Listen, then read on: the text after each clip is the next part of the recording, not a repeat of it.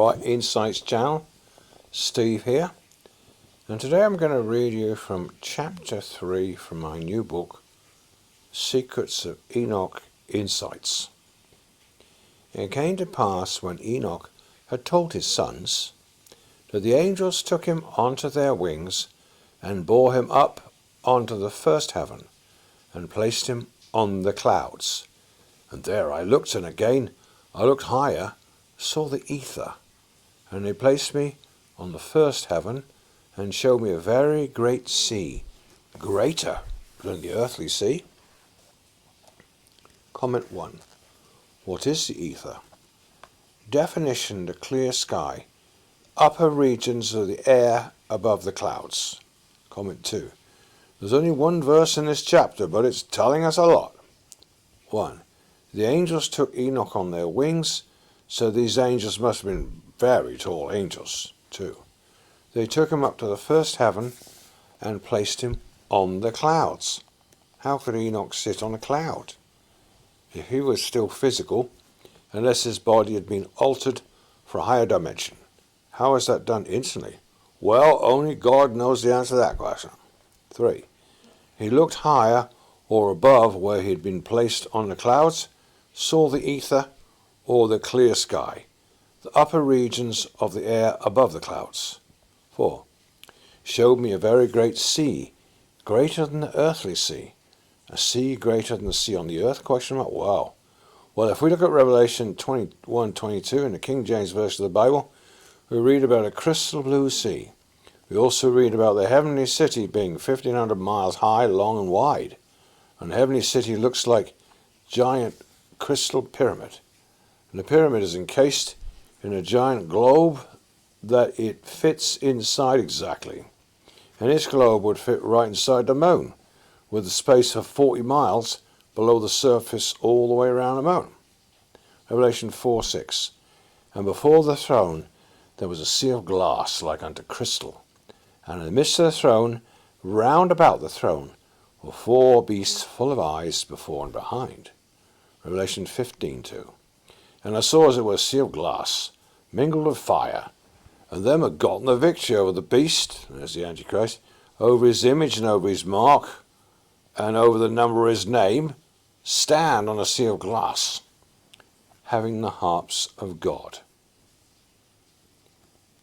Interesting, it calls it a sea of glass. 5. How deep is the blue crystal sea? What is the total volume of water in those seas? 6. Consider our planet Earth, which only has its highest mountain as only about 6 miles high. The heavenly city, in contrast, is 1,500 miles high. A globe containing the seas all around the heavenly city would certainly contain a lot more water than our oceans, just by the definition of the size of the heavenly city.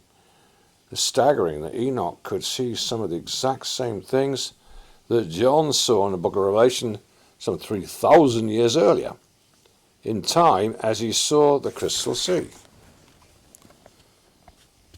Number 8. This information is also mentioned in the Apocryphal books, the lost books of Adam and Eve. See my book, ENOCH Insights, to know much more.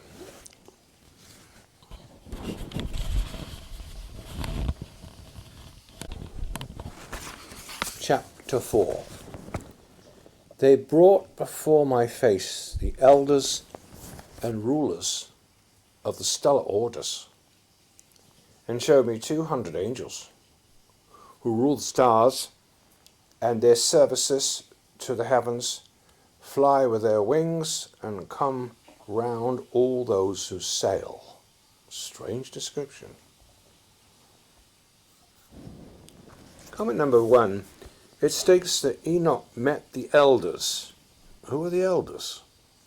I'll make an educated guess from knowing the Bible. There are 24 elders mentioned in the book of Revelation, chapter 4. Revelation 4:4. Round about the throne were 24 elders, or 20 seats. And upon the seats I saw 24 elders sitting, clothed in white raiment, and they had on their heads crowns of gold. Comment 2.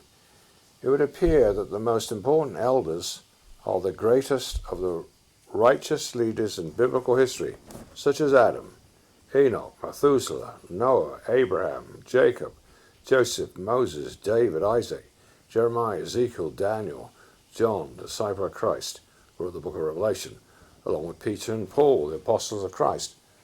Well, that only makes 16 so far. Who were the other 8 elders? The other 8 were probably the rest of the minor prophets of God, as mentioned in the Bible, or kings who served God so faithfully ever since the times of Daniel the prophet, some 2,500 years ago. Maybe even a few modern prophets, such as the last 2 prophets, as mentioned in Revelation 11. Of course, a lot of people think the last 2 prophets are going to be Enoch and Elijah. Maybe so. Why do people think that? Because they're the only 2 people who lived who never died. So they come back, and here they die, Revelation 11. Then they come back to life 3.5 days later. Revelation 11:3 through 6. I'll give power unto my 2 witnesses, and they shall prophesy 1,200 threescore days, clothed in sackcloth. And these are the 2 olive trees, the 2 candlesticks standing before the God of the earth. And if any man will hurt them, fire proceeds out of their mouth and devours their enemies. If any man will hurt them, he must in this manner be killed. And these have power to shut heaven, rain not in the days of their prophecy, and have power over waters to turn into blood, to smite the earth with all manner of plagues, as often as they will. Comment 3. The elders mentioned in this chapter, however, are the elders and rulers of the stellar orders, or orders of the stars. That is to be exact 200 angels who rule the stars in their services in the heavens. We're not exactly sure who they are, except that, according to the only verse in this chapter, they're powerful angels of God in charge of taking care of the stars and of all who sail, whatever that means, sail where and what vessels. Comment 4. 200 angels who rule the stars. This clearly shows that there are many angels who take care of God's creation. It also states that, and fly with their wings and come round all those who sail. It would appear that these angels who take care of the stars are also in charge of those who sail on the sea. But which sea? Is it talking about some heavenly sea where people sail? What sea is it talking about? The seas of the earth, or the crystal seas just mentioned in heaven? Chapter 5, from Seekers of ENOCH Insights. And here I looked down and saw the treasure houses of the snow, and the angels who kept their terrible storehouses, and the clouds whence they come out, and into which they go. Yeah, it's just got that verse in this chapter, just one verse. Deuteronomy 32:34. Is it not laid up in store with me, sealed up in my treasuries? Job 38:22. Yeah, I give a whole bunch of Bible verses here, talking about something similar. Have thou entered into the treasuries, storehouses of the snow? Or have thou seen the treasures of the hail? Have you entered the storehouse of the snow? Or have you seen the storehouses of the hail? In Jeremiah 10:13, when he utters his voice, there is a turmoil of waters in the heavens, and he causes the clouds to ascend from the end of the earth. He makes lightning for the rain, brings out the wind from his storehouses. In Jeremiah 51:16, when he utters his voice, there is a tumult of waters in the heavens. He causes the clouds to ascend from the end of the earth. He makes lightning for the rain, brings forth a wind from his storehouses. Psalm 135:7. He causes the vapors to ascend from the ends of the earth, who makes the lightnings for the rain, who brings forth the wind from his treasuries. Comment 1. It is mentioned in many places in the Bible, including the Psalms and the books of Enoch and 2nd Esdras, about the treasuries of the snow and ice being reserved for the day of judgment. What judgment is it talking about? The wrath of God, question mark? Comment 2. It's stated there were angels in charge of terrible storehouses of snow. What could this be talking about? Many verses about this topic. Psalm 148:8. Fire and hail, snow and clouds, stormy wind, fulfilling his word. All right. Well, thanks for listening. That was 3 short chapters there from my book, Secrets of ENOCH Insights. And I would like to encourage people to buy my books, my Insights books. I encourage you to get them. I now have 11 books out there.